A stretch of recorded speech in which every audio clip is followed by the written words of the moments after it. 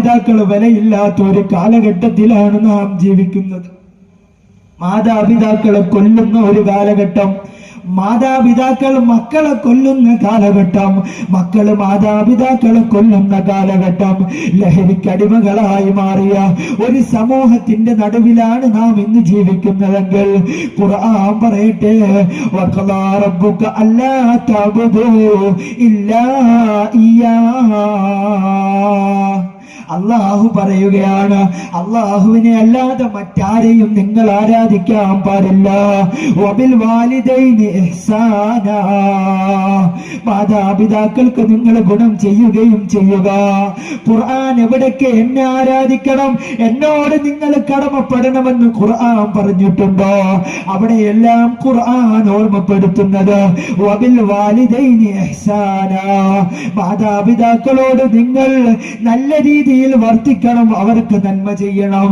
ഇമ്മാ യബ്ലുഗന്ന ഇൻദകൽ കിബറ അഹദുഹുമാ ഔ കിലാഹുമാ, നിങ്ങളിൽ നിന്നൊരാളോ മാതാപിതാക്കളിൽ നിന്നൊരാളോ അല്ലെങ്കിൽ രണ്ടുപേരോ വാർദ്ധക്യം പ്രാപിച്ചാൽ വലാ തഖുൽ ലഹുമാ, നിങ്ങൾ അവരോട് പറയരുത് ഉഫിൻ, ഛേ എന്നൊരു വാക്ക് പോലും പറയരുത്, ഛേ എന്നുള്ള ഒരു വാക്ക് പോലും നിങ്ങൾ പറയരുതെന്ന് അള്ളാഹുവിന്റെ വിശുദ്ധ ഖുർആൻ. എപ്പോഴാ എന്റെ പ്രിയപ്പെട്ട സഹോദരങ്ങളെ അവരിൽ നിന്നൊരാളോ അല്ലെങ്കിൽ രണ്ടുപേരോ വാർദ്ധക്യം പ്രാപിച്ചാൽ, ഈ ഖുർആനിന്റെ കൽപ്പന സ്വീകരിക്കുന്ന ഒരു കുടുംബമാണ് നമ്മുടെ കുടുംബമെങ്കിൽ ഇന്നൊരു മാതാപിതാക്കളും അരുങ്കൊല ചെയ്യപ്പെടൂല, ഇന്നൊരു മക്കളും ലഹരിക്കടിമകളാകൂല. എന്റെ പ്രിയപ്പെട്ടവരെ, നിങ്ങളിൽ നിന്നൊരാളോ മാതാപിതാക്കളിൽ നിന്നൊരാളോ അല്ലെങ്കിൽ രണ്ടുപേരോ വാർദ്ധക്യം പ്രാപിച്ചാൽ വലാ തഖുൽ ലഹുമാ, നിങ്ങൾ അവരോട് പറയരുത് കേട്ടോ, ഉഫിൻ, ഛേ എന്നൊരു വാക്കുപോലും നിങ്ങൾ അവരോട് പറയരുതെന്ന് അള്ളാഹുവിന്റെ വിശുദ്ധ ഖുർആൻ. എന്നിട്ട് വീണ്ടും പറയട്ടെ, നിങ്ങൾ അവർക്ക് കാരുണ്യത്താലുള്ള എളിമത്വത്തിന്റെ ചിറകുകൾ നിങ്ങൾ അവർക്ക് വിരിച്ചു കൊടുക്കണം, നിങ്ങൾ അവർക്ക് വിരിച്ചു കൊടുക്കണം. അവരോട് നിങ്ങൾ മാന്യമായി വർത്തിക്കണം, അവരോട് നിങ്ങൾ മാന്യമായി ഇടപെടണം. എന്നിട്ടോ അവർക്ക് വേണ്ടി നിങ്ങൾ ദുആ ചെയ്യണം. വഖുർ റബ്ബിർഹംഹുമാ കമാ റബ്ബയാനി സഗീറാ,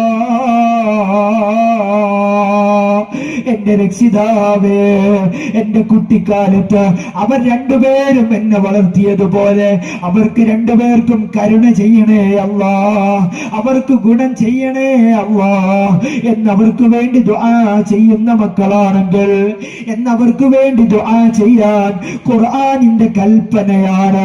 അങ്ങനെ ഒരു മക്കളാണ് നമ്മളെങ്കിൽ ഇന്നൊരു മാതാപിതാക്കളും വൃദ്ധസദനത്തിൽ പോകേണ്ടി വരില്ല. പ്രിയപ്പെട്ടവരെ, മാതാപിതാക്കളെ വേദനിപ്പിച്ച, മാതാപിതാക്കളെ ബുദ്ധിമുട്ടിപ്പിച്ചാൽ, അവർക്ക് വേണ്ടതൊക്കെ നാം ചെയ്തു കൊടുത്തില്ലെങ്കിൽ ദുനിയാവില് തന്നെ അതിനുള്ള ശിക്ഷകൾ നാം അനുഭവിക്കേണ്ടി വരുമെന്ന് അള്ളാഹുവിന്റെ വിശുദ്ധ റസൂൽ നമുക്ക് പഠിപ്പിച്ചു തരുന്നെങ്കിൽ, മദീന പള്ളിയിൽ നിന്ന് കുറച്ചു മാറി ഒരു സ്ഥലത്തുകൂടി ഹബീബായ നബിതങ്ങളും അനുയായികളും നടന്നു പോകുന്ന സാഹചര്യത്തിൽ ഒരു ഖബറിന്റെ അടുത്തുകൂടി നടന്നു പോവുകയാണ്. ഖബറിൽ നിന്ന് വല്ലാത്ത ശബ്ദം കേൾക്കുന്നുണ്ട്. നബിതങ്ങള് തന്റെ ചെവി ഒന്ന് ശ്രദ്ധിച്ചോ, ആ ഖബറിൽ കിടക്കുന്ന മനുഷ്യൻ കിടന്നു വിളിക്കുകയാണ്, അല്ലദാബ്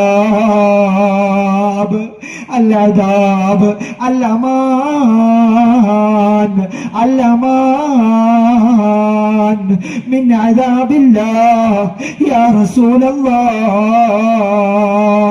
النار عن يميني النار عن شمالي النار عن ورائي النار عن أمامي النار عن تحتي النار عن فوقي اللمان اللمان اللمان, എന്നെ ഒന്ന് രക്ഷപ്പെടുത്തുവോ നബിയേ, എനിക്കൊന്ന് എനിക്കൊന്ന് നിർഭയത്വം തരുമോ നബിയേ, എനിക്കൊന്ന് അമ്ന് തരുമോ നബിയേ? കാരണം എന്തെന്നറിയോ നബിയേ? അന്നാറു അൻ യമീനി, എന്റെ വലതുഭാഗത്ത് നരകമാണ്, എന്റെ ഇടതുഭാഗത്ത് നരകമാണ്, എന്റെ മുകളിൽ നരകമാണ്, എന്റെ താഴെ നരകമാണ്, എങ്ങോട്ട് തിരിഞ്ഞാലും നരകമാണ് നബിയേ. എനിക്ക് സഹിക്കാൻ കഴിയുന്നില്ല നബിയേ, എനിക്ക് സഹിക്കാൻ കഴിയുന്നില്ല റസൂലുള്ളാഹ്. എന്നെ ഒന്ന് രക്ഷപ്പെടുത്തുമോ? എനിക്കൊന്ന് നിർഭയത്വം തരുമോ?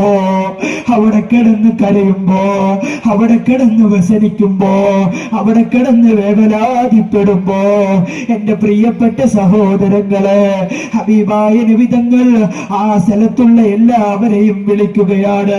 നിങ്ങൾ എല്ലാവരും ഒന്ന് വരുമോ, ഒന്ന് കടന്നു വരണമെന്ന് മുത്തി നബിയുടെ വിളിയാളം കേട്ടിട്ട് അവിടുന്ന് എല്ലാവരും കടന്നു വന്നു നബിയുടെ സദസ്സിൽ. നബി തങ്ങൾ ചോദിച്ചോ, ഈ ഖബറിൽ കിടക്കുന്ന മനുഷ്യനെ നിങ്ങൾക്കറിയുമോ? ഈ ഖബറിൽ കിടക്കുന്ന മനുഷ്യനുമായിട്ട് നിങ്ങൾക്ക് എന്തെങ്കിലും ബന്ധമുണ്ടോ? ആ കൂട്ടത്തിലിരിക്കുന്ന മനുഷ്യർക്കാർക്കും ഒരു ബന്ധവുമില്ല എന്ന് പറഞ്ഞു. അപ്പോഴാണങ്ങ് ദൂരെ നിന്ന് ഒരു ഉമ്മ വേച്ചുകൊണ്ട് ഇലാ ഹദറത്തി റസൂലില്ലാഹ്, മുത്തുനബിയുടെ സവിധത്തിലേക്ക് കടന്നു വന്നു. വേച്ചാണ് വരുന്നത്. പ്രായാധിക്യത്തിൽ അവർക്ക് നല്ലതുപോലെ കണ്ണ് കാണാൻ കഴിയുന്നില്ല. മുത്തുനബിയുടെ സദസ്സിലേക്ക് കയറി വന്നു. നബിയെ, അതെന്റെ മകനാണ് നബിയെ, അതെന്റെ മകനാണ് റസൂലുള്ളാഹ്. നബി തങ്ങൾ പറഞ്ഞേ, ഉമ്മ ആ മകന് പൊരുത്തം കൊടുക്കണം, ആ മകന് പൊരുത്തപ്പെട്ടു കൊടുക്കണം ഉമ്മ, ആ മകന് പൊരുത്തം കൊടുക്കണം ഉമ്മ. ആ ഉമ്മ പറഞ്ഞില്ല നബിയെ, പൊരുത്തം കൊടുക്കൂല, മകന് പൊറുത്തു കൊടുക്കൂല.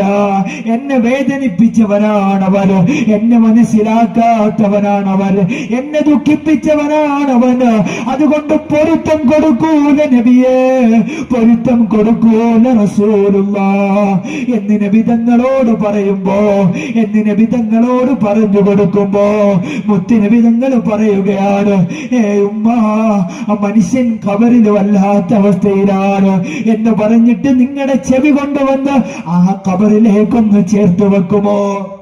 ആ ഉമ്മ ചെവി കൊണ്ടുവന്ന് ഖബറിൽ ചേർത്ത് വെച്ചു. ഖബറിൽ നിന്ന് വിളിയാളം കേൾക്കുന്നു, അല്ലമാൻ അല്ലമാൻ മിൻ അദാബില്ലാഹ് യാ റസൂലല്ലാഹ്, النار عن يمينه، النار عن شماله، النار عن ورائه، النار عن تحته، النار عن فوقه. നബിയേ, എന്റെ വലത്ത് നരകമാ, എന്റെ ഇടത്ത് നരകമാ, എന്റെ മുന്നിൽ നരകമാ, എന്റെ പിന്നിൽ നരകമാ. എനിക്ക് കിടന്നിട്ട് സഹിക്കാൻ കഴിയുന്നില്ല, എനിക്ക് വേദന എടുക്കുന്നു, എന്റെ ശരീരം താങ്ങുന്നില്ല. എനിക്ക് നിർഭയത്വം തരുമോ റസൂലുള്ളാഹ്, എനിക്ക് അമ്ന് തരുമോ റസൂലുള്ളാഹ് എന്നാ മനുഷ്യൻ അവിടെ കിടന്ന് നിലവിളിക്കുന്ന ഈ നിലവിളി ആ ഉമ്മ കേൾക്കുമ്പോ, എന്റെ പ്രിയപ്പെട്ടവരെ, ആ ഉമ്മ പൊട്ടിക്കരയുന്നു, ആ മകന് പൊരുത്തം കൊടുക്കുന്നു, ആ മകന് വേണ്ടി ദുആ ചെയ്യുന്നു. പിന്നെ ആ ശബ്ദം ഖബറിന്ന് കേട്ടില്ല എന്ന ഹദീസിൽ നമുക്ക് കാണാമെങ്കിൽ, എന്റെ പ്രിയപ്പെട്ട സഹോദരങ്ങളെ, മാതാപിതാക്കളെ വേദനിപ്പിച്ചാൽ, അവരെ ദുഃഖിപ്പിച്ചാൽ, അവർക്ക് വേണ്ടത് നാം ചെയ്തു കൊടുത്തില്ല എങ്കിൽ നമ്മുടെ ദുനിയാവും നഷ്ടമാണ്, ആഖിറവും നഷ്ടമാണ്.